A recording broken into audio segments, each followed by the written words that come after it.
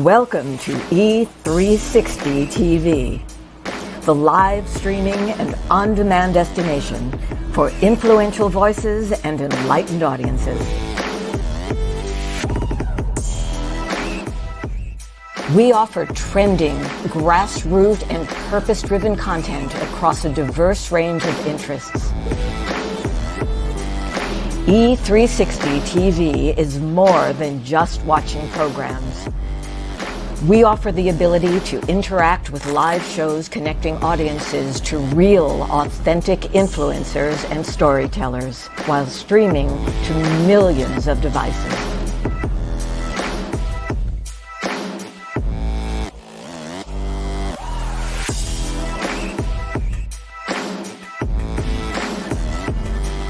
Real experiences. Raw conversation. One destination for it all.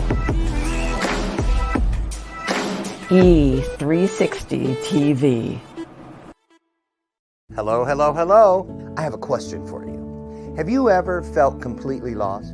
You know, seeking purposeful direction that could and should propel your mission within your divine journey to that next level, but still it hasn't happened. Well, my name is Lauren Michaels Harris, and I'm the founder of P3, the Journey Series. People come to me because they're wounded. Many are scared, and even there are those who are bruised simply because they feel that they are increasingly, for whatever reason, losing their ability to dream. Now, this P3 program is not for a person who's just looking to start a business, no, but rather for those of you out there who have been on your journey and you've been navigating within your divine purpose, but you still desire to elevate to that level that you have not reached yet. If this is appealing, if this describes you, then I want to have a chat with you. I want to hear your story. So use the link below to get registered for your free seat at P3, the Journey Series. And let's get started, one story at a time. I'll see you inside. Click the link.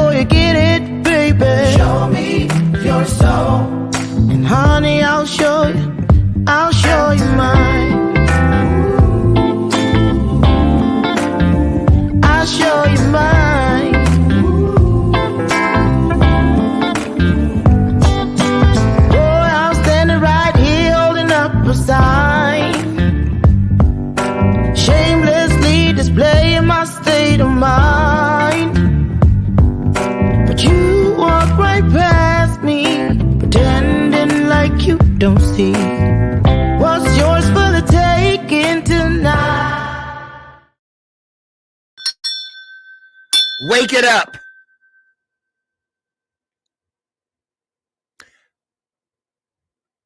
I said wake it up. Wake that ass up. That's all it is. It's time to go. It's time to go. Yay. Thursday. Who doesn't get excited about Thursday? Because you know what tomorrow is. Friday, we made it. We're almost there. But we got a great day ahead of us. There's some blessings. There's some increase. There is some abundance right up there. I see it. So let's get there, pick it up, and bring it back to the nest and do something good with it. For instance, easing some suffering somewhere in the world. Can we agree? Can I get an amen up in here? There you go. How you doing today? Welcome to Thursday's edition, you guys, of Bathrobe Moments. I'm your host, Dr. Lauren.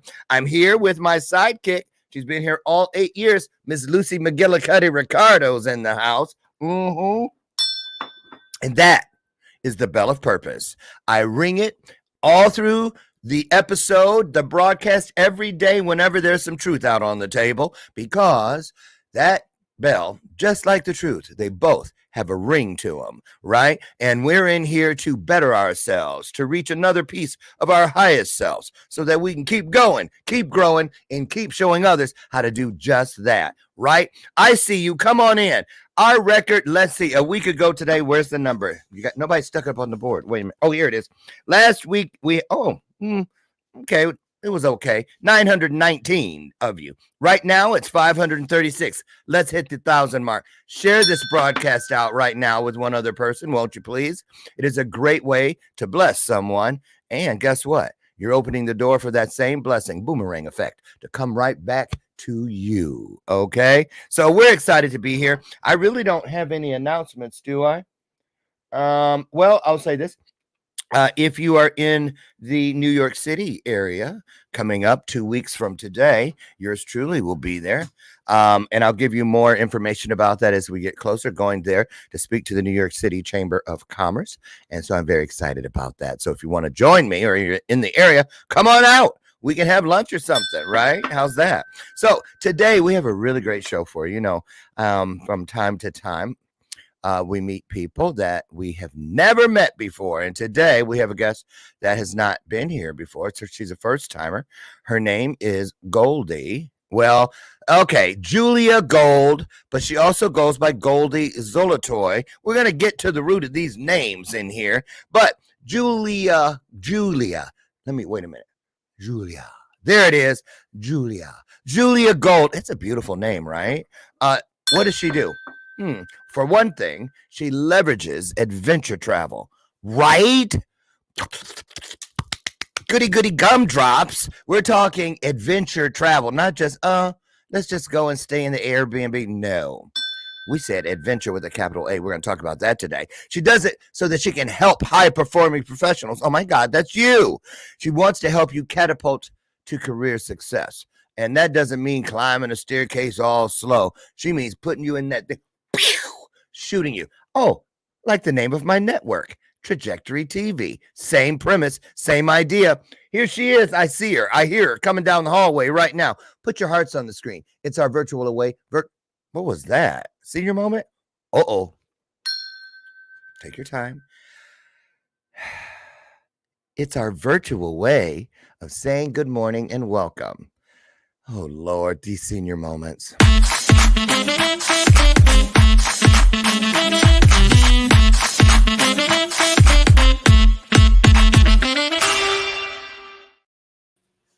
Y'all can laugh if you want to, but you have junior moments. You just don't know it yet. Right. Good morning, Miss Gold. How are you? Good morning. I'm doing great. Thank you for that lovely introduction. I loved the energy behind it. Well, we are here to get up, wake up, and stay up, right? So Yes. Before we really get deep into the interview, I like to do this every day. I give my guest about 60 seconds. You don't have to take the whole 60 if you don't need it, but I'm going to dip out and we're going to let you just pour into the audience, just kind of what's on your heart today. You give them a little intro as to who you are, other than what I said, and then I'm going to come back in and we'll get this party started all the way. You ready for that? Ready, yes. Okay, take it away. All you, Julia Gold, all you. All right. Hello, everybody. So I'm so happy to be here. And what I do is I really help professionals get to the next stage in their career. A lot of times we get a lot of messages where we're supposed to do things a certain way. We're supposed to live a certain way, and our career is supposed to be the front part of our life. And then we squeeze in our hobbies and our personal life afterwards. So I dismantle all of that. I throw it all out and I say, let's start over. What is your lifestyle? What do you really want to live? So for example, what I want to do is I travel constantly, and then I still get to help people. And I want everybody to think of it that way. What do you want your lifestyle to look like? Like, what do you do in the morning? How often do you work? Who do you help? What do you do every day? And then put the career around that. And I feel like after doing it it's been 4.5 years under my own company and 23 years working for others, I really put all that expertise together, and I start you as an individual. And then we add, what is your expertise and how can you make it happen? Wow, sounds exciting. It sounds very necessary. Now, before I get into the you know, deep dive, so to speak, I want to ask you, because you're in Sarasota, Florida, right? So I actually evacuated the other day, 2 days ago, and then my family evacuated yesterday, and we are on the West Coast. And then there were tornadoes here, so we were also really shocked about that. So Yeah. a lot of really dangerous situations. So I've been checking in to make sure everyone I know Everyone's is. okay. Yeah, that's why I wanted to touch on that first, because I saw that in when I was looking into you, and I'm so happy you're safe. And we're praying and hoping and sending lots of protective light around all of your possessions and everything. But most importantly, your loved ones, your friends, and your family. Stay safe, whatever you do. And I'm glad you're here, because a lot of people would have, I got too much going on, tornadoes, but you're here, and so we're gonna make the most of it. But okay, great. So what part of Florida? I'm just curious. Where are you? That's the safe part. Oh, well, actually, it's not the safe part with the Right. tornadoes, but we're What on you the thought was safe. near West Palm, or a little bit south of West Palm. So we're still felt the effects. It was actually really loud last night. So yeah, I didn't get too much sleep, but but it's definitely not as dangerous as being where I was. I was in St. Pete, which is Wasn't very. that like the main place? Yeah, I heard they shut off the water, and it's not a good situation there. And near Oh, Sarasota is where my family was, so we had to just coordinate everybody. wow. How do you guys check on your property when you're somewhere else? How does that work? You So don't know. that's an interesting question, because I think in the past, not everybody had evacuated, so somebody would be there to check. But with this storm being the magnitude that it was, I've never seen everybody evacuate before. So at this point, we just won't know. I don't have personal property there because I'm usually on the road, but my family does have a lot, and so they would just have to wait and see whoever gets back first, because I think the roads Mm. were probably closed for at least, I'm not sure, a day, a week, 2 weeks. It really is unclear. Let's just talk about this stuff for a second, because it's so different for us. I'm in Chicago, and when we watch these things, it's like a television show almost, if you don't have loved ones there. And I do have in Ocala, but I think they're okay there. But the thing is, it's really scary. I don't know how y'all do it sometimes. You know what I mean? We get upset here when we travel, and our room's not ready at check-in. To be inconvenienced is something a lot of people don't know how to deal with. So I'm Mhm. kudos to you all for getting out of the and so smart to not try to stay like some people do to be a hero. I'm just glad you're safe. So, and Yeah, thank you thank for being you. here again. Yeah. So let's talk about uh this adventure travel. Mhm. Some people are looking at it like they're swinging on Tarzan vines somewhere in a jungle. Some people may think they're staring and taking pictures standing in front of the pyramids. Everybody, in other words, a lot of people have a lot of images of what this represents. Why don't you kind of sketch it out for us? What is Yeah, absolutely. So travel? it's your first description is correct. We are sometimes swinging through the jungle. Uh, Oh, yeah. So what it really is kind of stepping out of your comfort zone. Like you mentioned, discomfort. I actually seek that, and I help people seek that as well, because that helps you grow and that helps you know who you really are. It's a self-development piece. So when you're standing up on a platform about to jump off, safely, of course, but your brain doesn't know that. So you have to go through limiting beliefs, fear, communication, team building. You're there with other people. We're there to support each other. So it creates a lot of great experiences, which you can then use for your leadership, your career, and your life. So how long have you been doing this work, Julia? Well, I've officially with my own company about 4.5 years, but I've actually been doing adventure travel my whole life since I was young. My family were actually refugees from the previous USSR. And so we were on the road for a long time. I mean, kind of a long time, but then we settled in for a little bit. But as time went on, my family had never had the opportunity to travel because it wasn't allowed where they grew up. So they made sure, even though we didn't have a lot of money, to take us at least once, and they would always go to a new place. And then as I got older, I ended up just exploding with it. Like I ended up going 4 times a year, 5 times a year, 7 times a year, full-time travel. And then I would end up doing these activities where it really helped me kind of open up, because I used to be really shy. And then when I found myself hanging on the rope down in the jungle, looking down, I realized everything around me was so calm and it was the best experience I've ever had. But in order to get there, I had a whole bunch of anxiety before. But when I got there, I realized this really changed my life. And it also helped my career because people saw, hey, she's doing all this stuff in different countries with different different countries, different cultures. How is she communicating? How is she doing all this, right? Without even sometimes many plans on it.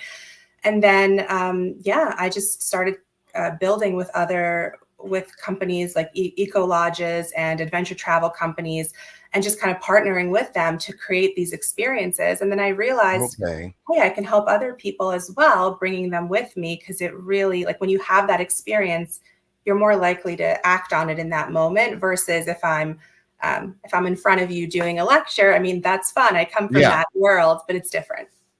What kind of people seek this type of experience, adventure travel? Are they mainly people, who have high pressure work environments, toxic work environments? What kind of people run into the arms of Julia Gold hoping for something to change? Yeah, so it's usually 2 types of people. One of them, you're right, they're high pressure and they actually like a different type of adrenaline. Yeah, Or I was they going to need say, get right. away. Yeah. Or they just need to get away for a few days. Yeah.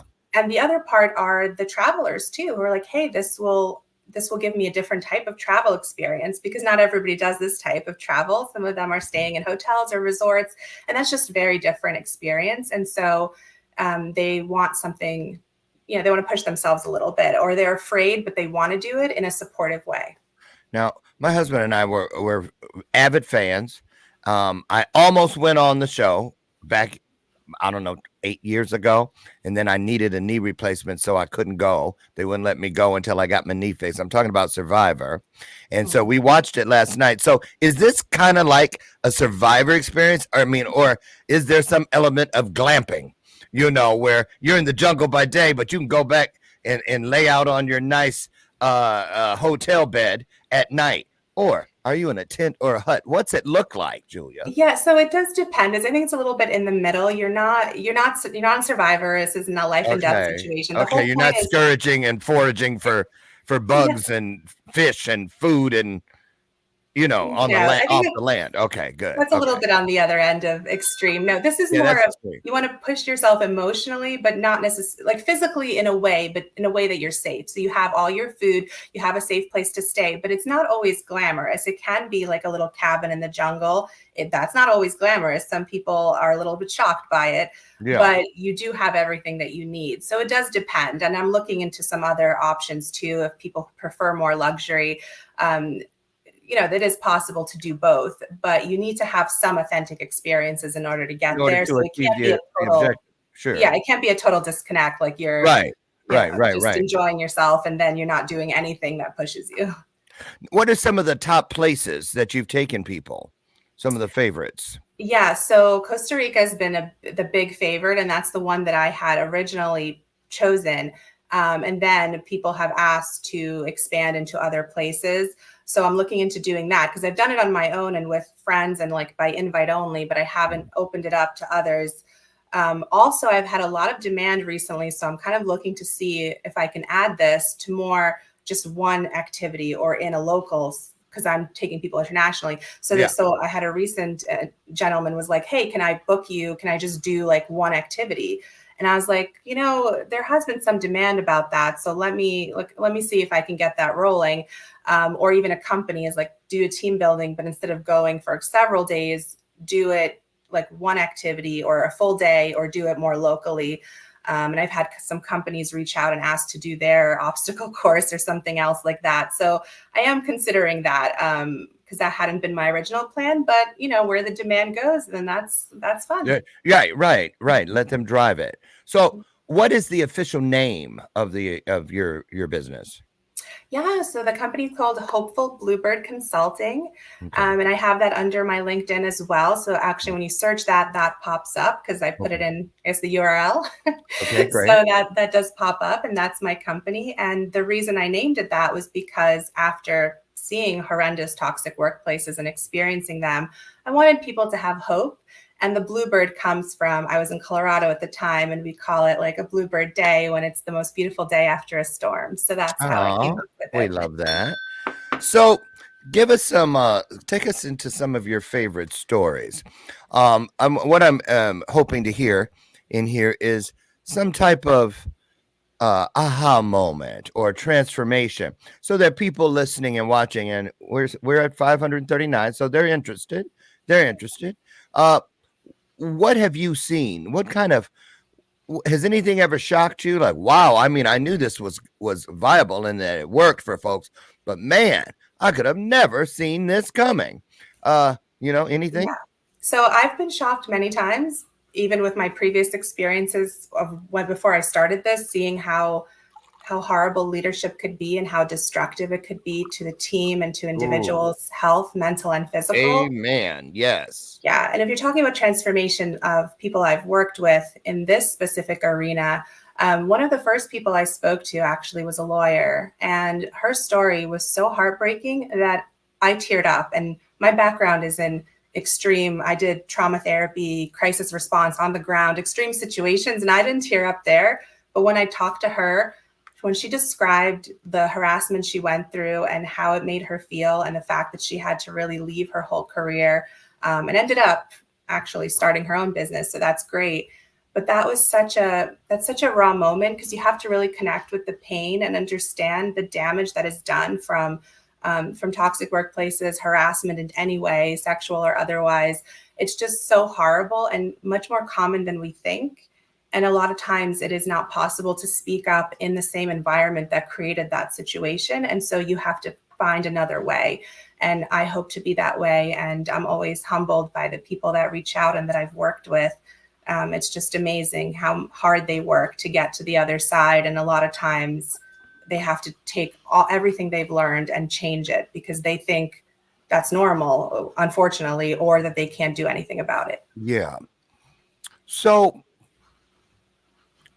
the outcomes that people get, say, they come home and they go, wow, I feel great.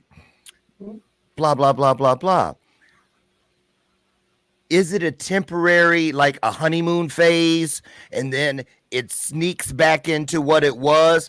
Or do you give them actionable things so that they can continue with what they bring back? You understand what I'm saying? Yeah. You know what I mean? Yeah, that could be a danger, but I guess because of everybody that comes with me, I've worked with them individually as well. I have not seen them go back. I've seen people start their own business. I've seen people create a new job description within their job and say exactly what I teach, right? They decided this is what works for me, and they told their job that, and they created a new job description for them. And that was a huge success. I was so proud of her. That was amazing. She did exactly what we had talked about. Okay. And like I said, some people decide to leave it really depends on the environment and what your goals are. You don't always have to leave. But yeah, it kind of sounds like people come looking for that switch that they can hit that takes them beyond what's holding them back, which is usually themselves. Yes. Some part of themselves. So what you're saying is people come and they find that courage they need. Courage, because I can see there's a lot of courage intertwined with adventure, the Right. courage to jump, the courage Yes. to do something you didn't think or believe. Oh, okay, I'm getting it now. Yeah. It's all falling into place. And you're smashing limited beliefs Yes. about yourself and Yeah. what you're capable of. Wow. Okay. So let me ask you this. How does a person find that in here to look for you? What makes outside of, oh, really, Wilma? You did this? In other words, word of mouth. Is that usually how people find out about the beauty of it?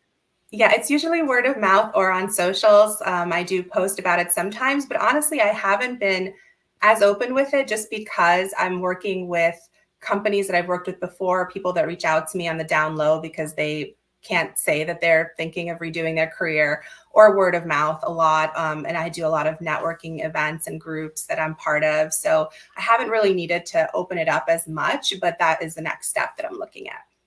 So let's go here, because I'm just thinking, which is a crazy, crazy thing in here because I have ADHD. But I would think that even empty nesters, people who find themselves as empty nesters suddenly, that world has changed. It's not the same. It's like they're in a mortuary because everything's quiet now. Everybody's gone. Or say the at-home mom who raised her family and now they're out on their own. What do I do with my life now? She wants to re-enter the workforce, but it's been 20 years. Yes. You see what I mean? It's so, wow. What do you do? What kind of vetting process do you go through? Because have you ever had people that go and then get there and then they're just terrified, deer in the headlights? I don't know what I was thinking. This isn't for me. I want to go home. I'm not leaving the hotel room. What about that? Yeah, so I have not, because I do a personal vetting process. I speak to everybody individually because I do small group events. This isn't like 100 people, right? I do small group events, and because it's my experience too, I'm going out with them. I want to connect with them personally. I'm very invested with everybody that comes to me. And so I want to make sure I know every detail. So the vetting process involves like, do they really want to do it, but just need the support because they're afraid, or, hey, no way, how am I doing this? Then that's great. But then that's not for you because you don't want to do it. And that's fine. Do they know all of the adventure components ahead of time, or do you spring a couple surprises on them? No, not the main ones, unless we're doing something when we're there, because obviously it's adaptable, so anything can change. But no, I give them an idea of, these are some events. Are you comfortable with this? And of course, if there's an event that they're like, look, this is just personal reasons, I just don't want to do this, then they can totally not do that one. That's also personal choice is a big part of it. Autonomy. You're the CEO of your own life. You decide where you go. There are some activities I can't do. I don't have them scheduled because I won't do them. So we have to know ourselves, whether it's medically or for other reasons, that it's okay not to do certain things. But as long as they can do most of them, they can join. Perfect. Now, you just mentioned medically, so let's go there. What about the person who thinks that they well, I've got some issues. They're real. If this should happen, I have a pacemaker, or I had a knee replacement, or things like that. Is this for the young and fit only, or do you see seniors doing this? People that have some not inhibitions, but some restrictive components to their health and welfare, and you work with them around that. Like you may not be able to jump off the thing and swing, but here's another activity that can still get you there. This one's a little bit tricky because I'm actually really passionate to make sure anybody can experience this no matter their limitations, because I've had a lot of medical issues myself that honestly I probably wouldn't have coped with as well if I couldn't do all the stuff that I loved. Like, I love adventure travel, and if I can't do it, that would have been devastating. So they do need medical clearance if they have specific issues. Their doctor has to clear them for these activities. Perfect. And also the adventure travel company, or the activity company that I partner with, they have to be okay with it because they're the ones that are doing the safety portion. So medically they need to be cleared, and the company has to be like, okay, this is the issue. I'm comfortable with them doing this activity. So those two need to be okay with it. Perfect. And so in these places that you take people, I'm sure that if something should happen, the medical facilities are near and there's all of that and they don't have to worry about that, right? Well, not in the middle of the jungle, no, but they do. Oh, let's go over to the witch doctor's hut and see if he's got a Band-Aid. Oh my Lord. They do have there are a lot of safety protocols with the company that does the safety piece. So there are medical assistance available, but a hospital I think might be a little bit further out. That's why, like I said, this hasn't happened to me yet, but it's a good question. But that's why I would need them to be medically cleared and them to understand that, first of all, the facilities aren't the same. I don't know what specialties each hospital has. Like if you have specific issues, you need to plan ahead and make sure that you have what you need. But you would need to be without medical care for at least the time that you're there and be okay with it. Like, can you be without a doctor for 3-4 days when we're out there? And if you can't, then maybe that trip's not for you. Maybe, like I said, when I'm looking at some more luxury trips, maybe that fits better. So once again, I'm not going to fit for everybody, but I do encourage people to do what's going to work for them safely. Now, is the market saturated with adventure travel experts, or is it fairly open? Not as much as you would think. I've seen very little, almost none that do exactly what I do. A few that do a couple of different things involving physical activity, but yeah, definitely not saturated at all. Wow. Okay. So let me ask you this, because you're a young woman. You're young. So somewhat. Well, do you feel that as you get older, because it's clearly this is your passion, as you get older, do you think you will adapt these adventure outings because you got to keep up too? You got to keep up, right? Well, part of it is it's like a reverse situation where you doing these activities keeps you doing them. Right. Like going to the health club or whatever it is that we do. I get it. So here comes the dirty question that everyone is itching to know about. How do people afford it? It sounds like it's expensive. This is what someone is thinking. Yeah. So this is actually the opposite of what you might think, because I do not add any of the other fees that most people add, because once again, this goes back to the accessibility that I feel that this is so important for people to do, that it's going to be super affordable. It's probably more affordable than your basic bills that you're paying on the day-to-day, right? Like what are your monthly bills? It's probably cheaper than that. Obviously, some of it does depend on accommodation and the packages that I'm doing, but they give me such a great deal, and I pass that on to my customers. And so it's really super affordable. I'm trying to think. I think the last deal I had was about $500 for the package deal, and then you would just have to add the transportation and my fees, and that's about it. Wow, that is affordable. Now, I had few years back a couple. Hi, Scott and Nancy Kiesling. Shout out to you two. And they too are adventure people. And they were in one of my competitions, the Next Impact, a great couple. And they opened my mind up to this possibility of what you do. And one of the things that stuck with me is that they said a lot of the people who come on these retreats, these adventure retreats, make lifelong friends, lifelong connections. Have you seen that in your work? Oh, absolutely. And I've done it myself when I travel, because when you're in these heightened situations, you become so close. You're trusting them, sometimes with your life, because when we're doing our safety checks, we're all checking each other. And yeah, we have also our guide as well, but you create this really intense bond. And especially after that activity, you have such an adrenaline rush and you feel so amazing. And then afterward, we usually do dinners in the evenings. And then we talk through a couple of other things. They have their one-on-ones with me. But yeah, you're traveling together, you're experiencing something that only the small group has experienced, like this specific situation at this time in this place. And so it is very unique. So when you said small groups, what's that look like? 5, 10, 15? Yeah. 20? So originally I was doing 6, but I've opened up to 10. So 6 to 10, depending on the activity. Once again, I really value that connection and me knowing each of them to make sure they're reaching their goals. Okay.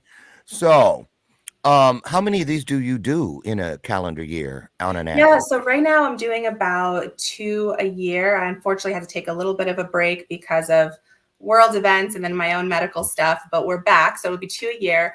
And I'm going to be putting in, like I said, a few different locations as well. I think I had a demand for Switzerland, and I think I'm going to add Iceland as well, Croatia. So I'm going to add a few other ones as long as I have the package I'm looking for is all set Yeah. to go. Then I can start booking people in. One of my coaching clients, Martha Katawi. Hi, Martha. She just left Miami yesterday. Hopefully, she got out of there, headed to Haiti with her sister. But just 3 weeks ago, she was in Iceland on Yes. one of these retreats that you're talking about. She said it was one of the most beautiful excursions she's Mhm. ever had, and she goes all over the place. So, is Iceland? I hadn't heard of anybody, in my circle going to Iceland until Martha, but she said, yeah, it's quite popular. It is popular, but it's also one of those special places. Like you definitely feel welcomed, and they have such beauty there. The Northern Lights, if you're Those going in the lights, winter, yes, the hot springs, that too. and just like a lot of natural phenomenon. Yeah, just like the volcanoes. Like there's just so amazing out there. And I saw a tiny piece of it. I've only been a couple of times, but anytime you go, there's always Did you something hear new to her? discover. Did you just say I've only been a couple of times? Remember that I'm on the road almost full I time. know. How many countries have you been to, Julia? Do you Um, know? oh, I have lost count, but probably around 60 to 80, something like that. Oh my God. So you truly live a nomadic lifestyle.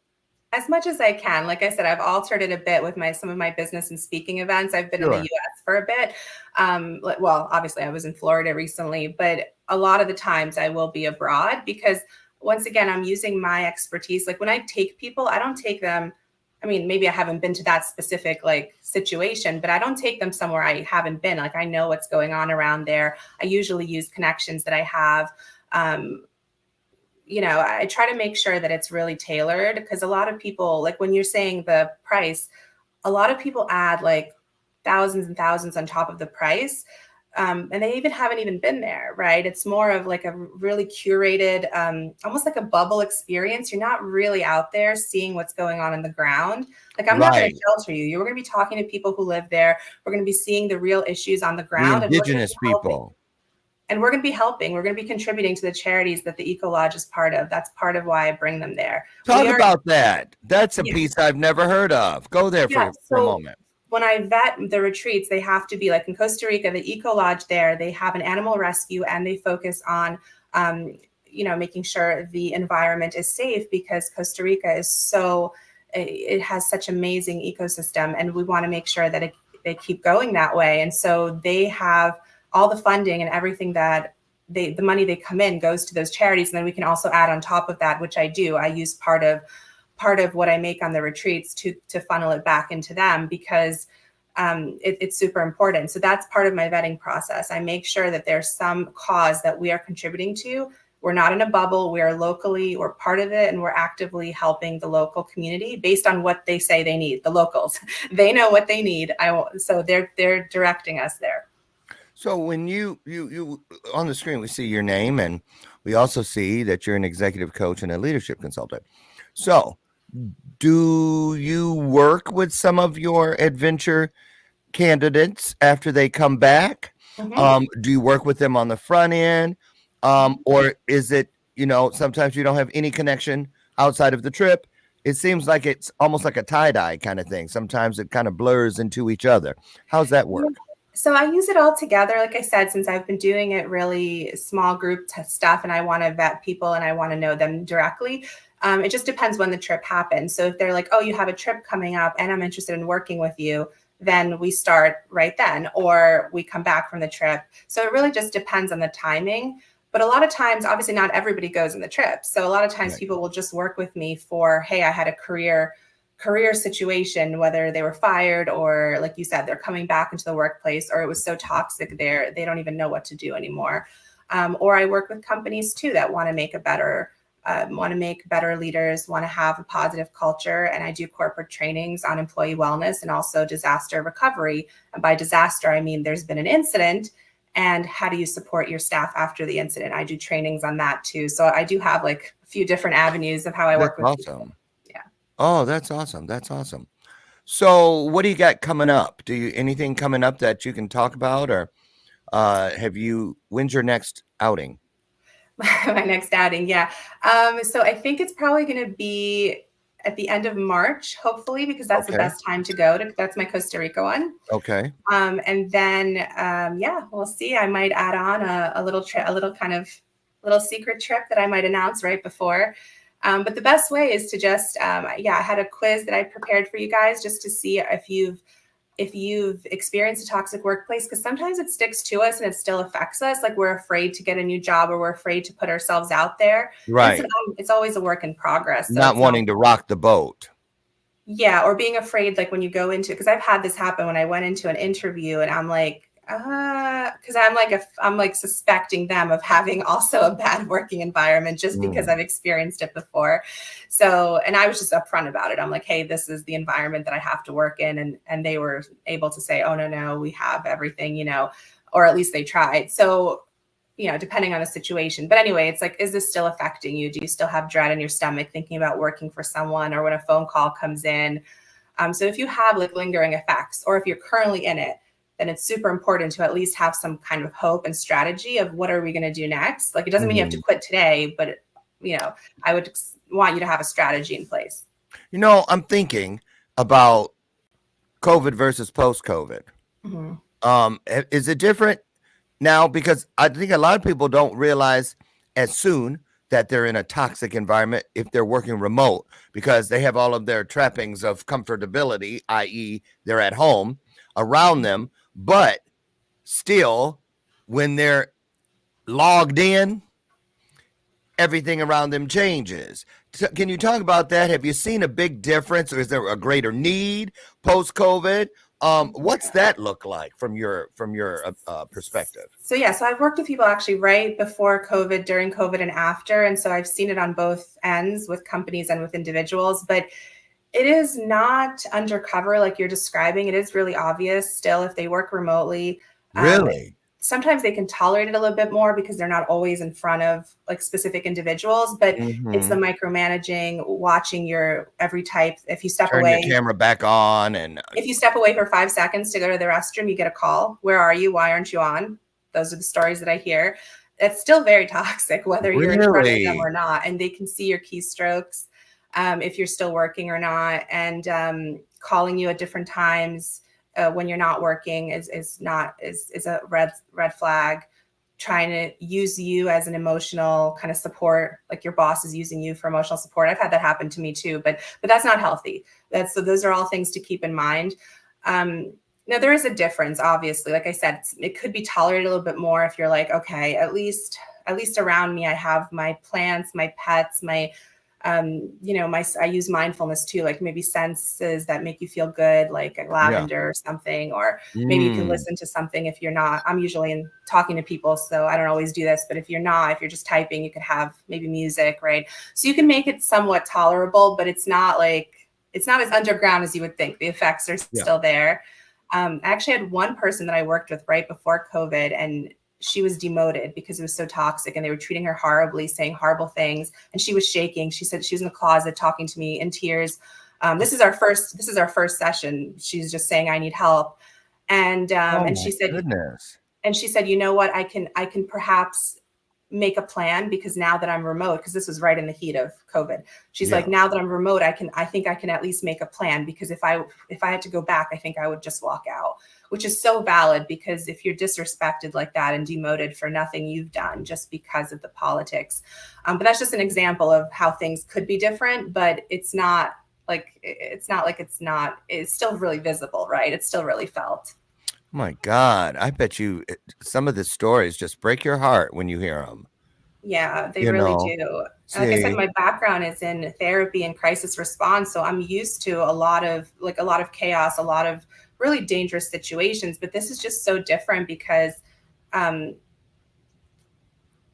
I guess it's because there's no, like in therapy, there's a little bit of a professional line. Even I really do care about them, but you still have to keep a little bit more between us. But this kind of gives us an opportunity to really get to know each other. and to walk together. A lot of people say they appreciated that I got to walk with them and nothing they said scared me or shocked me, because like I said, I've worked with all types of situations. So being able to walk along them, and then they're able to walk on their own and create their own plan and then execute it. And then we get to celebrate, and it's just amazing. Take us into the quiz that is sitting inside the comment section. Yeah. Why it's there, as they go through it and they answer, what do they do next, and what are we looking for? Yeah, absolutely. So a lot of times people will say, like, I think I've been in a toxic workplace, but I'm not, like, was it really toxic, or was it just unhealthy, or was it just this one person?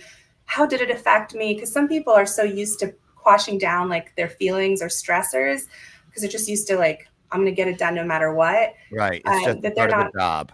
yeah. So they're not 100% sure. And a lot of times when they've left the toxic workplace, they'd be like, oh, but I'm not there anymore, so I'm okay. That doesn't mean that you're not affected. And so it's really important to still pay attention. And so the quiz is basically going through, have you felt certain ways physically, like we said, that dread, that anxiety? Have you noticed things at work that made you uncomfortable, like some type of conversations or arguments? And it kind of goes through a couple of risk factors for, like, this could have been toxic, and also how you're feeling now. There's some questions, I believe they're at the end of, even if you're not there anymore, are you still feeling certain effects? And then what happens is, after I get the questions back, I put together a detailed report of, what you're experiencing, what it could be part of, what could be some solutions. And then if you want to do like a follow-up call or something, you're more than welcome to. And I do this all, like I said, individually, because I feel everyone is unique. So I want to make sure that I really understand what people are going through.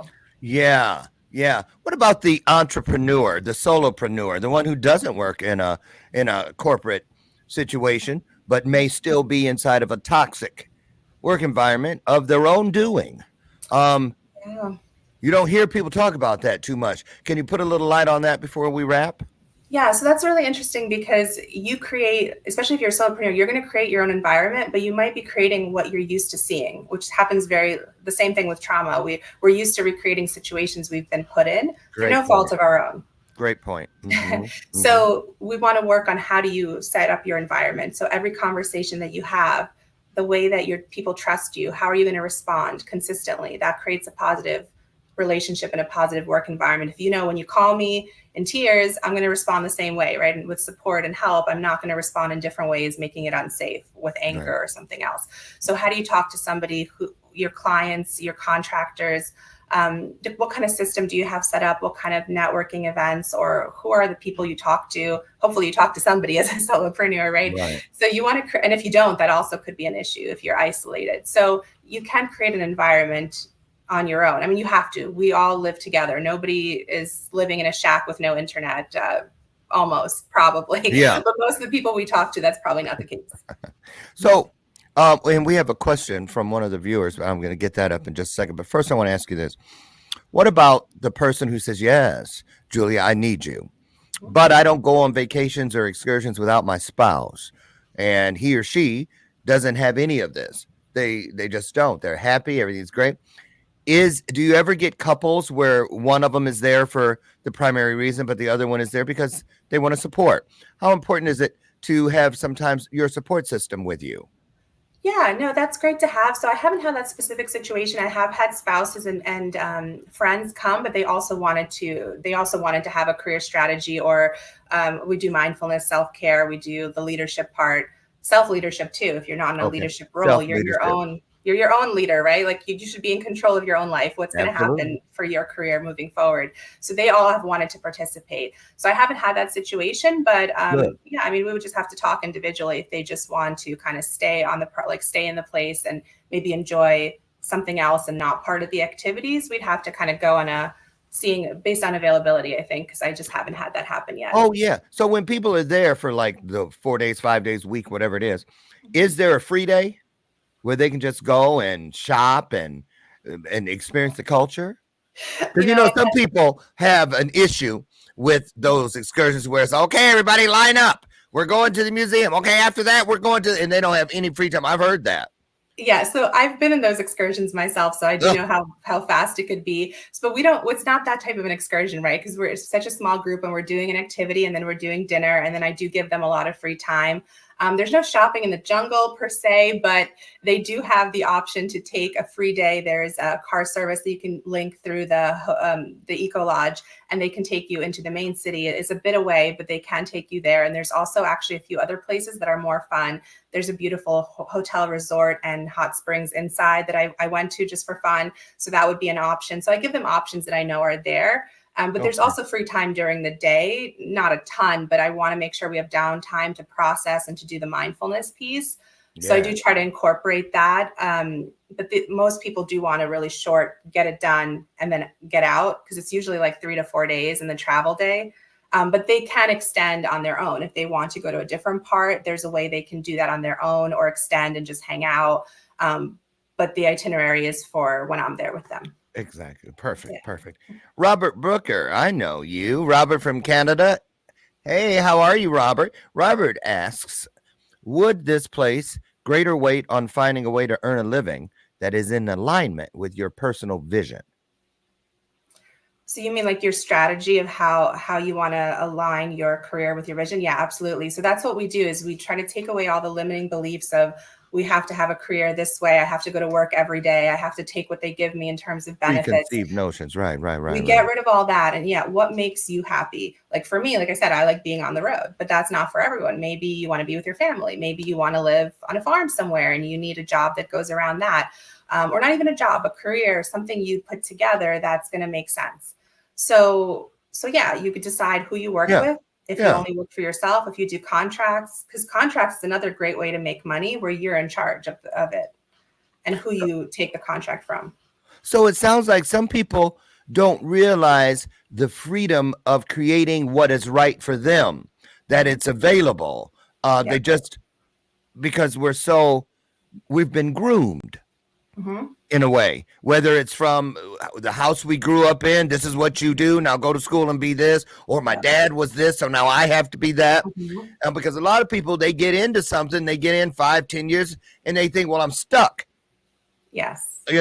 What am I going to do at this point? I can see how this could really help. Yeah, that's what we get rid of. We want to get rid of those belief systems, because that's what's keeping us back. And once again, it's not something you can even see without outside help sometimes, because their society tells us it's supposed to be a certain way too, right? You should live your life this way. You should be doing this. And when you're not, there's a lot of times backlash for people in our lives. So it takes a lot to break free of that. And sometimes you have to be able to, you have to be okay with some people not agreeing with what you choose to do. What is it about the adventure setting, you think, that is the magic wand that gets people to this place where they say, okay, I'm changing this. I'm rewriting my narrative. What is it? Is it the risk? What is it that gets them past those limiting beliefs? So the experiential part just puts into action you don't have to be on this trip to get that mindset shift. I've worked with tons of people that weren't on my trips and they had great results. But when you're doing it, it kind of shows you like what you decide is a parallel process of, hey, when I've done something I didn't think I could do. So that shows you that your limiting beliefs are keeping you back, because you just destroyed part of your belief system because just by getting here. Yeah, you thought you could never do this and you did it, no problem. Yeah. See, I was just thinking, I was like, I literally saw myself like, I don't know, because I've seen them up on the cliff and they're supposed to swing out and let go and fall in the water. And I have a thing about heights. I can't even walk across a bridge where you can look through the grate and see whatever is down there. I'm like, oh, because I think it's going to like break. Or like if you go to the Grand Canyon, you got those clear ramps you can walk out on and, oh no, nope. Even tall buildings. Yeah. You're afraid. Well, this is something that is part of that when I talk to you about the vetting process. Do you feel like that's something you want to do, but you're just afraid? Yes, I'm jealous of people who can do it. I'm envious. And then I question myself, well, what's wrong with me? Mm-hmm. So I could see it. Yeah. So imagine yourself there in a supportive environment with a couple of people. And we walk through the steps. You're clipped on the whole time. There's no way you can fall, and you go together with everybody. If that's something you think you could do with support, then it's for you. If you think, hey, there's no way I'm doing this no matter what, then it's not for you. I think you can do it. I see it inside you. You're like, I think I want to do it. Yes. You know what? And I'm 62, and it's like, okay, bucket list stuff. I am not going to let something dictate how far I can reach. Right. The fun parts too is when I see people, I've seen people 80 plus when I'm traveling, and I see them doing some stuff that I can't do. And I'm like, this gives me hope, like I love it. And I love them for doing it, because there's also a society, once again, this programming, when you're a certain age, you should be, I don't know, baking cookies at home or something, which that's great if you're, trust me, I love cookies, but clearly I do too. But you can do the other stuff too. And I actually am in a lot of groups too. And I see people 60, 70, 80 saying, hey, I'm ready. I'm going to go on a solo trip, or I'm going to do this. So the need is out there. And so I think you can definitely do it. And this is exactly, Robert. Yes. And I think you're showing the process of, I want to do this, but I'm afraid. And so being able to sign up for a place that you feel, I love it. You feel supported, and you get to ask questions. And if you decide to sign up, you're going to do it. And I would say this about you as we wrap. First of all, you guys, look downstairs. LinkedIn is there. Hopeful Bluebird. Get over and check this stuff out. At least look, it might be something for a year from now, 2 years from now, but start the process of consideration. Start thinking about it. I am, because I don't want to leave this journey without checking every box and ringing every bell. Seriously, I want to get it done. And if you do, you might just want to check Julia Gold out. Julia, and I'm going to say this about you. You have this air about you, a spirit that is just filled with trust and compassion. I know why you do this work. It's not about money. It's about value and helping people see what they are capable of. And I think that's a beautiful thing. Keep going, keep growing, and keep showing people how to find their higher self. I love it. Absolutely. Great. You guys, listen, we are out of time. I hope you, like me, have gained some value here today. And I want to encourage you to keep stretching. Don't just lay down and just surrender. But if you're going to surrender to something beyond where you're at. How about that one, right? Julia Gold, great job. Thank you so much. And for all of you, thank you for showing up. We broke the record at 973 today. So thank you for that. Share this broadcast out. Come back tomorrow. We have Aunt Nene. She has a children's show that is going to rock your world. You're going to love it. She's here tomorrow. Get out of here and don't let my screen door slam on the way out. And remember, I say it every day and I mean it. Dr. Lauren absolutely loves you. And there's not a damn thing you can do about it. Have the best day ever. We'll see you tomorrow. Bye. Thank you so much, Julia. Great job. Great job.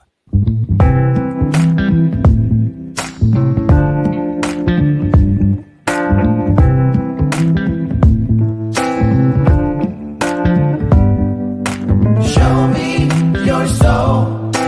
Baby, I'll show you mine. Show me your soul. Honey, it's way past time.